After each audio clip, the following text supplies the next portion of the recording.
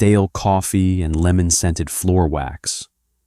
That was the smell of the end of a 15-year marriage. Nora sat on the hard wooden bench of the third-floor corridor, staring at a scuff mark on the linoleum. Her jaw ached.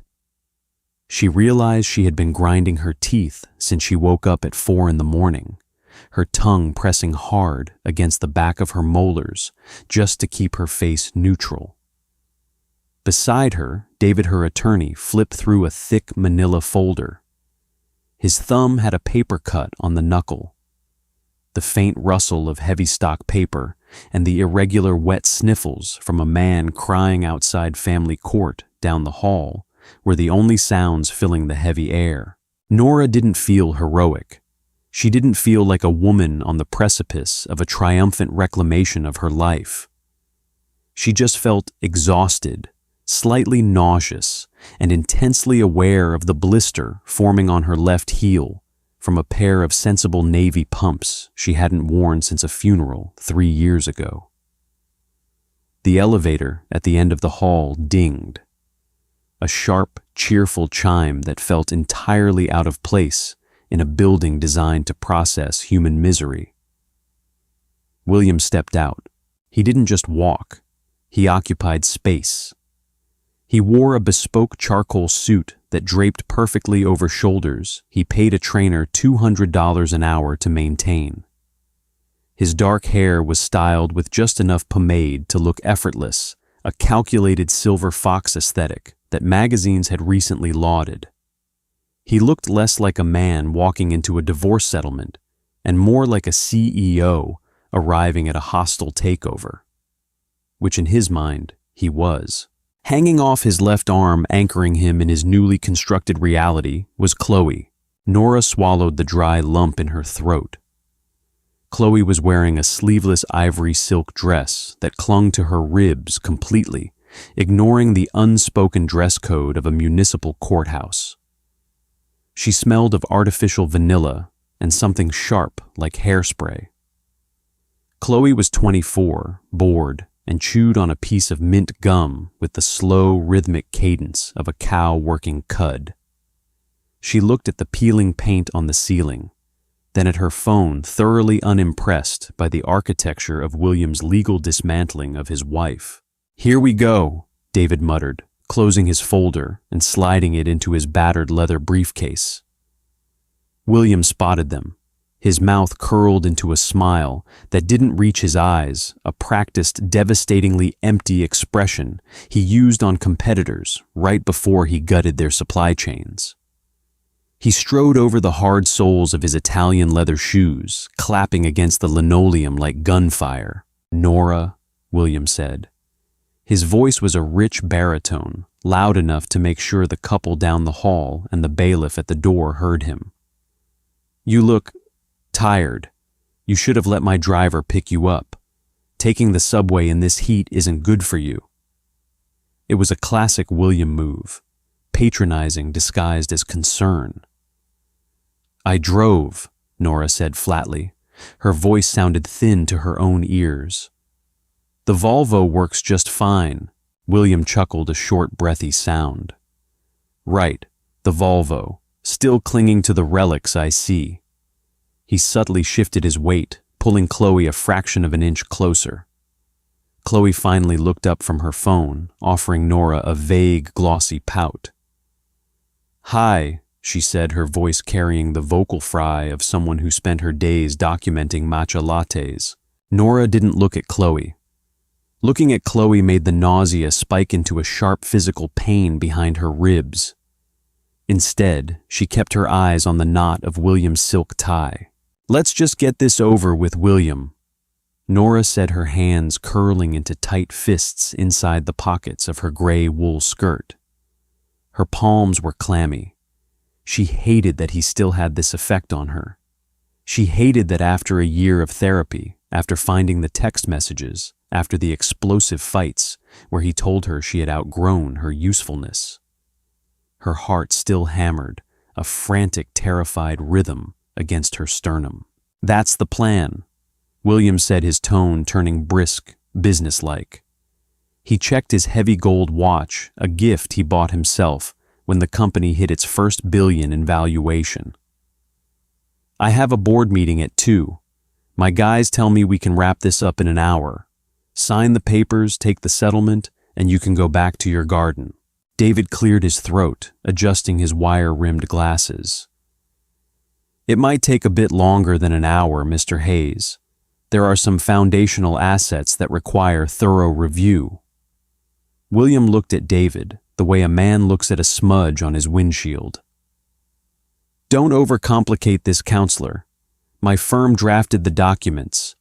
The terms are more than generous for someone who spent the last decade arranging centerpieces while I built an empire." Nora's chest tightened. "While I built an empire." The audacity of the lie was suffocating. It wasn't a new lie. He had been telling it for so long to Forbes, to the Wall Street Journal, to their friends, that he had actually rewritten his own memories. The bailiff opened the heavy oak doors. "Judge Abernathy is ready for you." William didn't wait. He guided Chloe by the small of her back, stepping in front of Nora and David, taking the lead as if walking into a VIP lounge.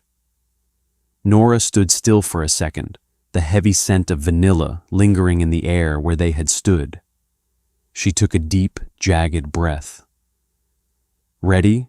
David asked softly. "No," Nora admitted, stepping forward. "But let's go." The courtroom was not the polished mahogany and gleaming brass seen on television. It felt claustrophobic.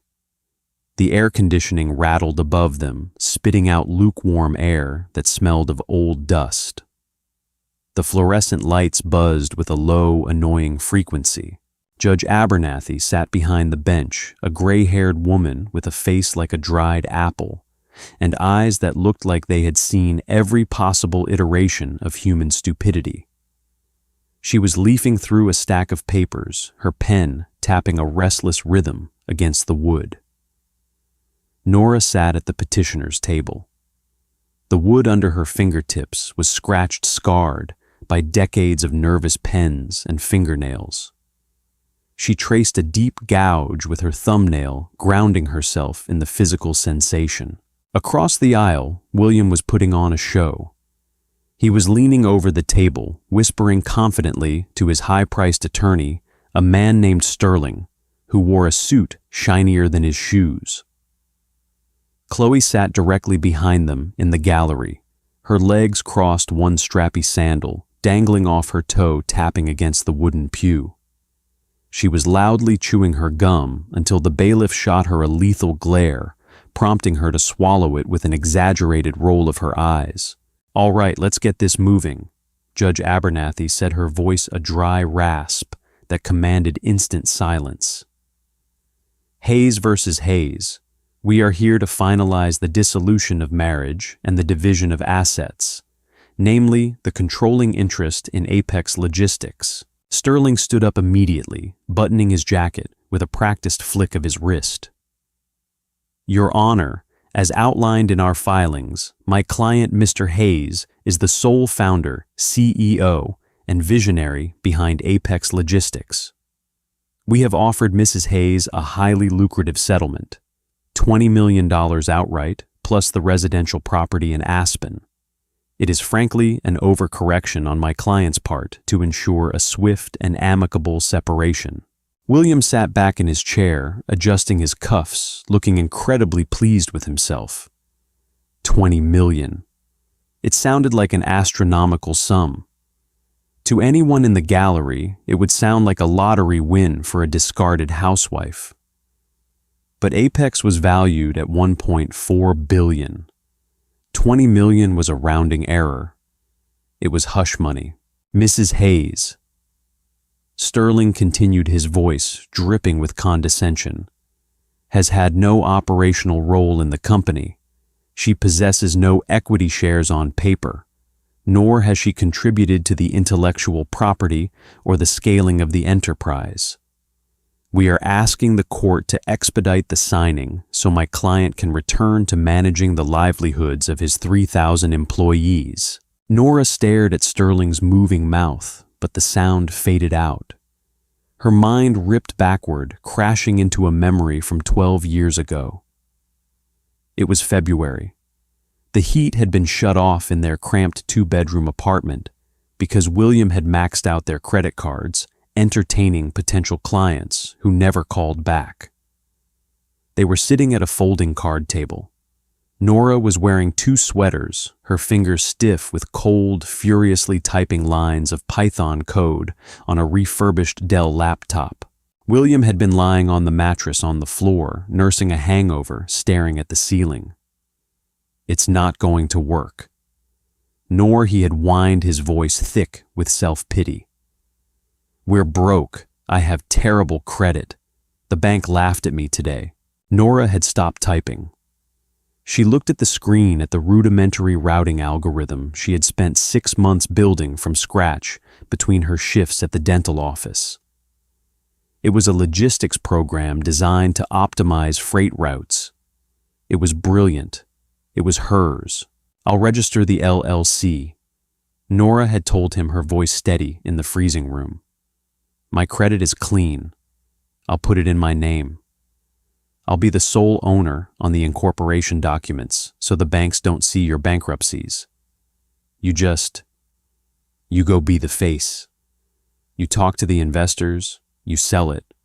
I'll build it. And that's exactly what they did. Nora built the engine in the dark, and William drove the car in the sunlight. Over the years, as the company grew, William hired executives, PR teams, and slick lawyers.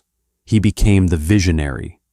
Nora quietly receded into the background, managing the administrative backbone, handling the quiet crises, and letting him take the magazine covers because it was good for business. She trusted him. She thought they were a team.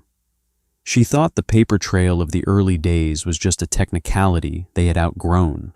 Counsel, Judge Abernathy's voice snapped Nora back to the present. The judge was looking at David. Does the petitioner accept the terms of the settlement? David stood up slowly. He didn't have Sterling's polish. His suit was a little boxy, and he cleared his throat nervously, adjusting his glasses. But his hands, as he opened his battered briefcase, were completely steady. No, Your Honor, we do not accept the settlement, David said. His voice was quiet, forcing everyone in the room to lean in slightly to hear him. Furthermore, we reject the respondent's characterization of the asset ownership. William let out an audible, exaggerated sigh, leaning over to whisper to Sterling. Greedy, the whisper seemed to say. She just wants more. Oh, Judge Abernathy raised a thin gray eyebrow. Enlighten me, counselor. Are you contesting the spousal support guidelines? No, Your Honor, David said. He pulled a thick-bound document from his bag and walked it over to the bailiff, who handed it up to the bench. We are contesting the premise that Mr. Hayes has the legal authority to offer a settlement regarding Apex Logistics, or that he has the authority to run the company at all. Silence dropped over the courtroom. A heavy, dense silence, broken only by the rhythmic squeak of Chloe's sandal tapping against the pew. Sterling let out a sharp, derisive laugh. Your Honor, this is an absurd stall tactic. Mr. Hayes is the CEO and founder. It's a matter of public record. Public record is often curated by public relations, Mr. Sterling, David said, his voice gaining a fraction more volume. He turned to look directly at William. William's smug smile was still plastered on his face, but the edges were beginning to tighten. If Your Honor will direct her attention to Exhibit A. David continued pacing slowly back to his table. The original articles of incorporation for Apex Logistics, then filed under the name En Route Solutions in the state of Delaware, dated 12 years ago. Nora's heart began to pound. It wasn't the frantic flutter of anxiety anymore. It was a heavy rhythmic thud, the drumbeat of an executioner. Judge Abernathy adjusted her reading glasses, flipping past the first few pages of the document. The courtroom was agonizingly still. Nora watched William. He was no longer leaning back. He was sitting up straight, his brow furrowed, his eyes darting between David and the judge. He looked like a man who had stepped on a stair that wasn't there. Judge Abernathy read in silence for what felt like an eternity. The only sound was the dry, abrasive slide of her thumb turning the heavy parchment pages. With every turn, the atmosphere in the room grew colder, tighter. "Mr. Sterling," Judge Abernathy finally said. She didn't look up from the document. Her voice was terrifyingly neutral. "Were you part of the legal team that incorporated this company?" Sterling stood looking momentarily thrown by the question. "No, Your Honor. Our firm was retained 5 years ago during the Series C funding round. We handled the corporate restructuring." "I see." The judge flipped another page. "And during this restructuring, did you ever review the foundational Genesis documents, the original LLC filings, the transfer of intellectual property, the capitalization table from year 1? We relied on the disclosures provided by the CEO, Your Honor," Sterling said smoothly, though a micro bead of sweat had suddenly appeared at his hairline. "As is standard practice, Mr. Hayes brought the company to us." Judge Abernathy finally looked up. She took off her glasses and placed them deliberately on the wood. She looked at William. Then she looked at Nora. Nora held the judge's gaze. She didn't flinch. She felt the blister on her heel throb. She felt the rough wood of the table under her fingernails. She felt incredibly, profoundly awake. "Mr. Hayes," Judge Abernathy said, leaning forward, "this document, which appears to be legally binding, heavily notarized, and filed with the Secretary of State, lists the sole proprietor, 100% equity holder, and chief architect of the intellectual property as one Nora Hayes." A collective intake of breath echoed in the small room. William bolted upright, his chair scraping violently against the linoleum floor.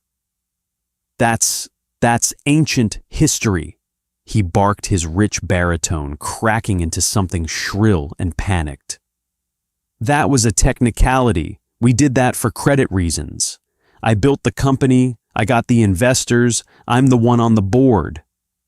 "Sit down, Mr. Hayes," the judge snapped, her voice cracking like a whip. William didn't sit. He slammed his hands flat on the table, glaring at Nora. The charming silver fox was gone. The mask slipped, revealing the terrified, petulant man underneath. "She didn't do anything. She sat at home while I killed myself out there. She's trying to steal my life's work." Behind him, Chloe had stopped chewing her gum. Her phone was face down on her lap. She was staring at William's back with wide, uncomprehending eyes. The reality TV episode she thought she was starring in had just shifted genres. "Mr. Sterling, control your client," Judge Abernathy warned, her hand drifting toward her gavel. Sterling grabbed William's arm and practically dragged him back into his chair. "Your Honor, clearly there is a misunderstanding. Whatever early paperwork exists was superseded by the corporate restructuring." David stood up again. He didn't look nervous anymore. He looked like a man who had just laid down a royal flush. "Actually, Your Honor, it wasn't. If you look at Exhibit B, the restructuring documents drafted by Mr. Sterling's firm." The judge picked up the second binder. "You will see," David continued, pacing slowly, "that Mr. Hayes signed those documents as the CEO. However, he never possessed the legal authority to transfer equity or dilute the original ownership, because he never owned it. He has, legally speaking, been operating as an employee of Mrs. Hayes for the last 12 years. William went entirely still. The color drained from his face, leaving his artificial tan looking yellow and sickly. He turned his head slowly to look at Sterling. "What is he talking about?" William hissed, his voice carrying in the quiet room. "What does he mean I'm an employee?" Sterling was frantically flipping through his own copies of the files, his manicured fingers trembling slightly. I need a recess, Your Honor. We need time to review these specific early filings. You had months to review them during discovery, Mr. Sterling," the judge said dryly. She turned her attention back to the documents, tracing a line with her pen. "This is fascinating. According to these bylaws, Mrs. Hayes not only retains 100% of the voting shares, but she is the only person authorized to appoint or terminate the chief executive officer." Nora watched William's throat work as he swallowed hard. His chest was rising and falling rapidly. He looked at her, truly looked at her for the first time in perhaps 5 years. The arrogance was entirely gone, replaced by a raw, naked horror. He had spent a decade convincing the world and himself that she was nothing, a dependent, an accessory that had gone out of style. He had believed his own press releases so thoroughly that he had forgotten the damp, freezing apartment.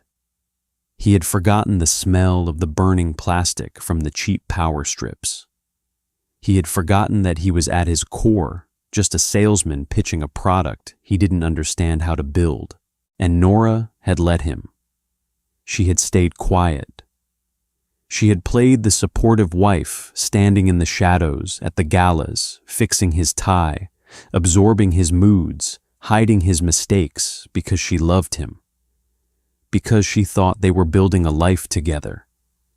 Until he brought Chloe to the company Christmas party. Until he asked for the divorce via a text message sent by his assistant. "Nora," William whispered across the aisle. It was a plea, a pathetic, ragged sound. Nora didn't respond. She just looked at him, feeling the cold, hard reality of the courtroom pressing into her skin. The smell of the floor wax, the hum of the lights, the sensation of the scratch on the table. She wasn't angry anymore. She wasn't sad. The numbness that had clouded her for a year evaporated, leaving behind a sharp clinical clarity. "Your Honor," David said, breaking the silence. "Given the documented ownership structure, we are not asking for a division of assets. Apex Logistics belongs entirely to my client." David paused, letting the words hang in the heavy air. "What we are filing for today," David said, his voice completely level, "is an injunction. Mrs. Hayes is formally terminating Mr. William Hayes from his position as CEO, effective immediately for gross misappropriation of company funds." William let out a sound that was half gasp, half sob. In the gallery, Chloe slowly picked up her purse. The hammer hadn't just dropped, it had shattered the floor beneath them. Panic has a distinct smell. It is sharp and metallic, like copper coins left out in the sun. Nora smelled it rolling off William in waves entirely overpowering the sophisticated notes of his expensive cologne. He remained standing, though his posture had collapsed inward. The broad, confident shoulders that had filled the bespoke charcoal suit just 20 minutes ago now seemed hollowed out. He looked at Judge Abernathy, then at his attorney, a slick, panicked man named Garrison, who was furiously typing on a tablet, and finally back to Nora. "Misappropriation," William choked out. He gripped the edge of the defendant's table so hard his knuckles turned white. "I am the CEO. I authorize the expenses. You can't misappropriate your own money." Judge Abernathy leaned over the bench, her dry, apple-wrinkled face devoid of any sympathy. "According to the corporate charter in front of me, Mr. Hayes, you are an at-will employee. You do not own the company. You do not own its capital, therefore expensing a $3 million property in Aspen, a leased private jet, and she squinted at a line item on David's supplemental filing. $140,000 in jewelry from Cartier over the past 6 months constitutes a gross misuse of corporate funds. Unless Mrs. Hayes, as the sole shareholder, authorized these employee bonuses, the judge looked at Nora. Nora shook her head slowly. Her mouth felt like it was stuffed with cotton. I did not, Your Honor. This is a witch hunt, William yelled, his voice cracking. I built the relationships, I schmoozed the suppliers in Shanghai. I missed anniversaries and birthdays to keep this company afloat. You sat in the suburbs planting hydrangeas. I wrote the algorithm that makes your entire supply chain functional, William, Nora said.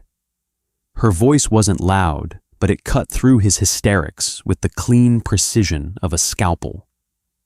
She didn't feel triumphant. She felt a deep, hollow ache in her chest. She was watching the man she had loved for 15 years disintegrate into a pathetic, screaming child. You sold it, but I built it, and you forgot that. You forgot me. David, Nora's attorney, placed a stabilizing hand on his briefcase.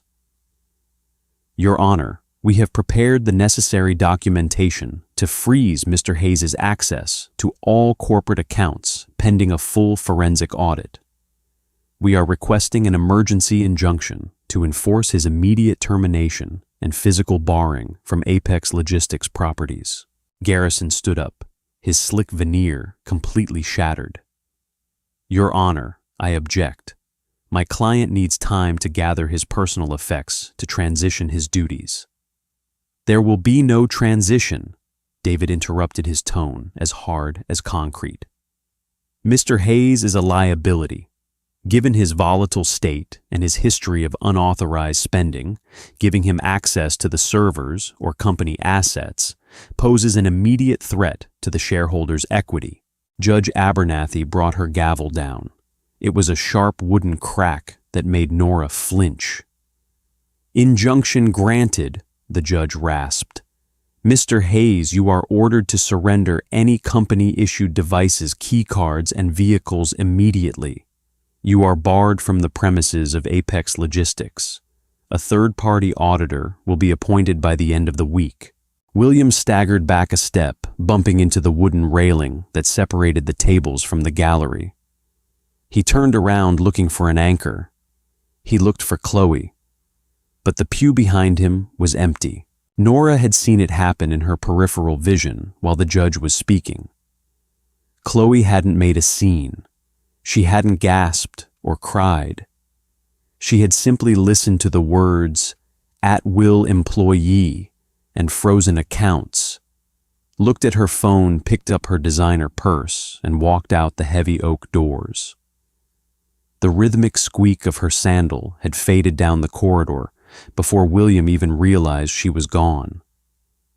Chloe was 24, but she wasn't stupid. She knew when a ship was sinking. Chloe. William breathed, staring at the empty wooden bench. Court is adjourned, Judge Abernathy announced, standing up and disappearing through the heavy wooden door behind her bench. The silence that followed was suffocating. Garrison immediately began packing his briefcase, refusing to make eye contact with his client. Nora stood up. Her left heel throbbed violently, the blister having finally burst. She leaned down, picked up her sensible navy purse, and turned toward the aisle. She didn't want to look at William anymore. The sight of him sweating, abandoned, stripped of his illusion, made her physically nauseous. Nora, wait. His hand clamped around her upper arm. His grip was entirely too tight, bordering on painful. Nora froze. She looked down at his hand, manicured and trembling, contrasting sharply against the cheap gray wool of her sleeve. Then she looked up into his face. His eyes were wide, bloodshot, and shining with a desperate, feral panic. "Nora, please," he whispered, his voice shaking. "We can fix this. You don't have to do this. I'll drop the divorce. We can go to counseling. I'll fire the lawyers right now. Just tear up that injunction. We built this together." A profound, exhausted sadness washed over her. It was heavy like a wet wool blanket draped over her shoulders. 3 days ago, a part of her might have believed him. A small, broken piece of her would have clung to the idea that he still loved her. But standing here smelling his sour sweat and listening to him beg only after he lost his money, the final thread snapped. "Let go of my arm, William," Nora said. He didn't. His fingers dug in harder. "You can't run that company. You don't know the board. You don't know the investors. They'll eat you alive, Nora. You need me." David stepped forward, his boxy suit suddenly looking very imposing as he wedged himself between them. He gently but firmly peeled William's fingers off Nora's arm. "Do not touch my client again, Mr. Hayes, or we will add an assault charge to the embezzlement." William stumbled back, his hands raised defensively. He looked utterly lost. Nora turned and walked down the aisle. She pushed open the heavy oak doors and stepped out into the corridor. The smell of stale coffee and lemon wax hit her again, but this time it didn't smell like an ending. It just smelled like a hallway. She walked to the elevator, pressed the down button, and waited. David stepped up beside her. He didn't offer any congratulations. He didn't smile. He just adjusted his glasses and stared at the metal doors. "Are you okay?" David asked quietly. "My feet hurt," Nora replied. The elevator dinged. They stepped inside, the door sliding shut, cutting off the view of the courtroom hallway forever. The heat of the underground parking garage was oppressive. It smelled of motor oil, damp concrete, and exhaust fumes. Nora unlocked her 10-year-old Volvo station wagon, pulling the heavy door open with a groan of metal. She sat in the driver's seat and immediately kicked off the navy pumps. She curled her toes into the worn floor mats, letting out a long, ragged breath. Her hands were shaking. Now that the adrenaline of the courtroom was fading, the reality of what she had just done was crashing over her. She owned a billion-dollar logistics empire. Actually, owned it. She leaned her forehead against the worn leather of the steering wheel. It felt warm and slightly sticky. For 12 years, she had let William play the king while she managed the books in the shadows, silently patching the holes in his grandiose plans, making sure payroll cleared, making sure the routing algorithm didn't collapse under the weight of his overpromising. She had done it because she believed in the marriage. Now she had to step into the light. The thought was terrifying. She wasn't a shark. She didn't want to wear bespoke suits and yell at executives. But she would be damned if she let William destroy the only thing they had actually built together. She pulled her phone from her purse. She had a draft email saved in her outbox. She had written it at 2 a.m, sitting at her kitchen table, crying so hard she couldn't see the screen. She opened the draft now. Her tears were gone. Her eyes were completely dry. The email was addressed to the Apex Logistics Board of Directors, the Chief Financial Officer, and the Head of IT Security. Subject: immediate leadership transition and security protocol. She read through the clinical corporate language she had forced herself to write. It detailed the injunction, attached the court orders, and outlined the immediate steps required to secure the company's digital and physical assets. Her thumb hovered over the send button. Across town, outside a sleek, glass-fronted skyscraper in the financial district, William was sweating through his shirt. He had practically run from the courthouse to his waiting town car, a black Mercedes S-Class. He had pulled on the door handle, barking an order to his driver Tom, to get him to the office immediately. Tom, a burly man who had driven William for 3 years, hadn't opened the door. He had rolled down the window exactly 2 inches. "Sorry, Mr. Hayes," Tom had said, his voice completely flat. "Dispatch just called. The car belongs to the company. I've been ordered to return it to the fleet garage immediately." William had stared at him, his mouth opening and closing. "Tom, it's me. Open the damn door. I'll double your salary." "I don't work for you, sir," Tom replied, shifting the car into drive. "I work for Apex." The Mercedes pulled smoothly away from the curb, merging into the afternoon traffic, leaving William standing on the hot pavement. Now 30 minutes later, William was standing in front of the Apex Logistics headquarters. He had taken a taxi, but when he tried to pay the fare, his corporate black card had been declined. His personal platinum card, the one linked to the joint account Nora had frozen that morning, was also declined. He had to trade his $500 silk tie to the cab driver just to get out of the car. He walked up to the revolving glass doors of the Apex building. The lobby was expansive, featuring white marble floors and a massive waterfall wall behind the reception desk. This was his temple. This was the monument to his ego. He pushed through the revolving door and strode toward the private executive elevators. He needed to get to his office. He needed to shred the physical files in his safe.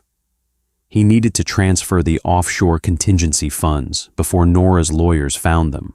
He swiped his sleek black keycard against the reader by the elevator bank. Beep. The light flashed red. William frowned, wiping a drop of sweat from his eye. He swiped it again faster. Beep. Red. "Mr. Hayes." William spun around. Standing behind him were 2 large men in dark suits. Security, but not the regular lobby guards. These were the private contractors Apex hired for high-level asset protection. "What's wrong with the elevators?" William demanded, trying to project his usual aura of untouchable authority. His voice shook slightly. "My card is malfunctioning. Get me up to the 50th floor." The taller of the 2 guards didn't blink. "Your access has been revoked, Mr. Hayes. All of it. Building entry server access executive garage." "That's a mistake," William snarled, stepping toward the guard. "I am the CEO. I sign your paychecks. Fix the reader right now." "Actually, sir, we just received a company-wide directive from the sole shareholder," the guard said, pulling a tablet from his jacket.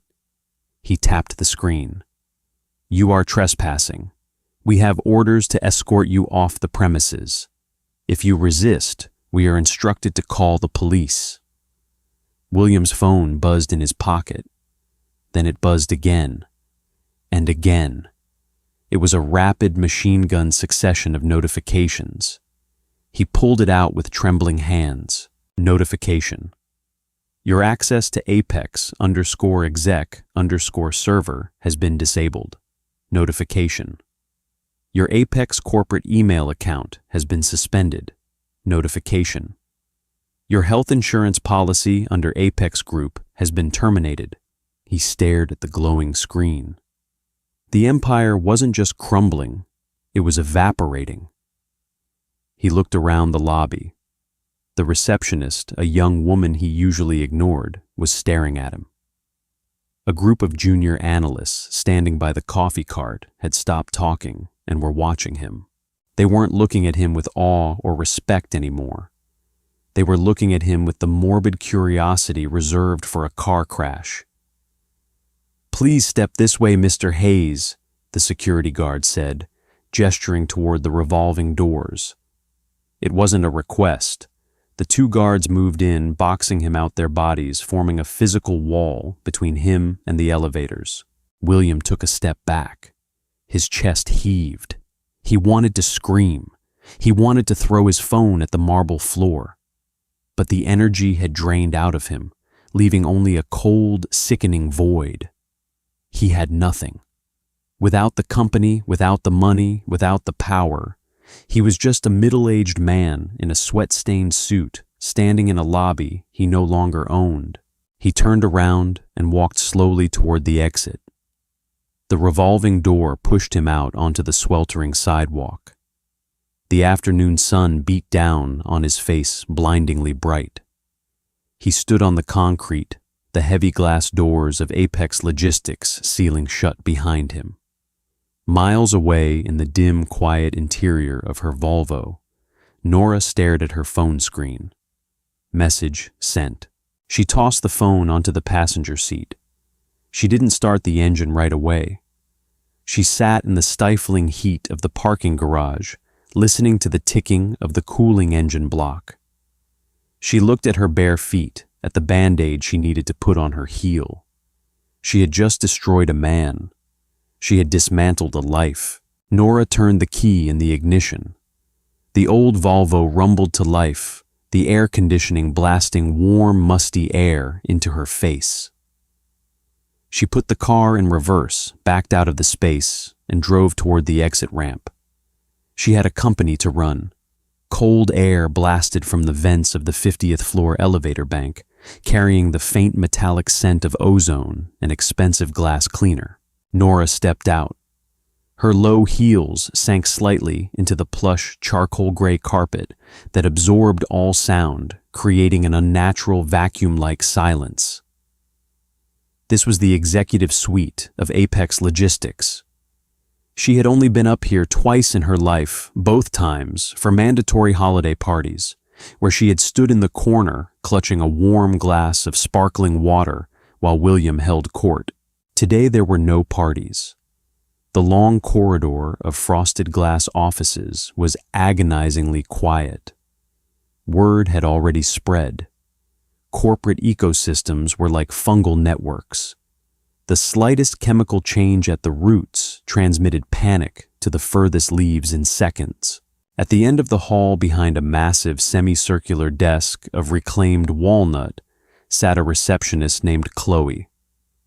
Not William's Chloe, but another girl in her early 20s who looked perpetually terrified. She was staring at her dual monitors, her fingers frozen over the keyboard. When she saw Nora, the young woman swallowed hard. "Mrs. Hayes," she squeaked. Mr. David's office sent over your credentials this morning. The board is waiting in conference room A." "Thank you, Jessica," Nora said, reading the small silver nameplate. Her own voice sounded foreign, too quiet for this sprawling, intimidating space. She cleared her throat, forcing a harder edge into her tone. "Could you bring a pitcher of tap water to the room, no ice?" "Right away." Nora walked past the desk and approached the heavy double doors of conference room A. Her stomach was performing slow, sickening rolls. She pressed her hand against the dark wood. It was cool and smooth. She closed her eyes for a fraction of a second, visualizing the cascading lines of the Python routing algorithm she had coded in that freezing apartment 12 years ago. That code was the blood in this building's veins. These people didn't know the code. They only knew the margins. She had to remember that. She was the mechanic. They were just the passengers. She pushed the doors open. 7 heads snapped toward her. The boardroom was a cavernous space dominated by a 20-foot polished stone table. Floor-to-ceiling windows offered a dizzying, vertigo-inducing view of the city skyline, but no one was looking outside. They were looking at the middle-aged woman in a gray wool skirt and a slightly wrinkled blazer who had just decapitated their CEO. "Nora," said Gregory, the chief financial officer. He was a man in his late 50s with thinning hair and the aggressive posture of a former college linebacker. He didn't stand up. None of them did. "This is an unprecedented disruption." Nora walked to the head of the table, William's chair. It was a massive ergonomic monstrosity of black leather and chrome. She didn't sit in it. She placed her battered leather briefcase on the stone surface and unclasped it. The metallic click-clack echoed loudly. "It's a legal transition, Gregory," Nora said, pulling out a thick stack of printed schematics and a slim black laptop. She didn't bother with pleasantries. The time for smiling to ease other people's discomfort had died in family court. Sarah, the chief operating officer, leaned forward. She wore a pristine white suit and had eyes like chipped flint.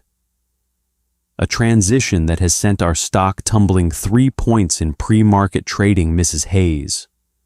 William was the face of this company.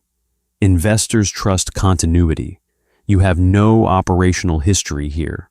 Respectfully removing him so violently is corporate suicide. Respectfully, Sarah."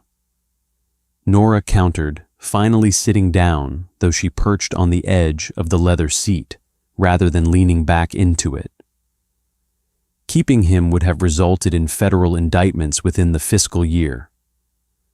The room went dead silent. Gregory stopped tapping his expensive fountain pen. Nora opened her laptop and connected it to the boardroom's central display with a short HDMI cable. The massive screen on the far wall flickered to life, projecting a dense, complex web of data tables and financial routing logs. "I didn't remove William out of spite," Nora said. Her hands were shaking slightly under the table, so she pressed them hard against her thighs. "I removed him because he was bleeding the operational budget dry to cover his personal leverage. You all know this. You're the executive board. You approved his expenditures. Those were authorized CEO compensation packages," Gregory fired back, though his face had flushed a dull red. "Approved to maintain the optics of a billion-dollar enterprise. Optics don't fuel freight trucks, Gregory," Nora snapped. She hit a key, and the screen shifted to a map of the United States, overlaid with thousands of red and green intersecting lines. "This is the back end of the en route algorithm, the one I built, the one this entire company is predicated upon. For the last 18 months, William has been overriding the automated routing to give preferential subsidized shipping rates to shell companies connected to his private equity friends. You've been eating a 12% loss on regional logistics just so he could secure invitations to the right golf clubs." Sarah narrowed her eyes, looking at the data on the screen. "We were told those were loss leader accounts, to secure market share." "You were lied to," Nora said flatly. The lingering nausea in her stomach was finally burning away, replaced by a cold, pragmatic anger. "And frankly, I don't care if you were complicit or just incompetent. Starting today, the overrides are purged. We are returning to the baseline algorithmic efficiency. We are grounding the leased corporate jets. We are liquidating the Aspen property. The funds will be redirected to the driver pension accounts William borrowed from last quarter." A heavy, suffocating tension settled over the stone table. These were apex predators of the corporate world, people who ate weakness for breakfast. But they were looking at the raw data, and they were looking at the woman who controlled it. Nora wasn't speaking their language of synergy and optics.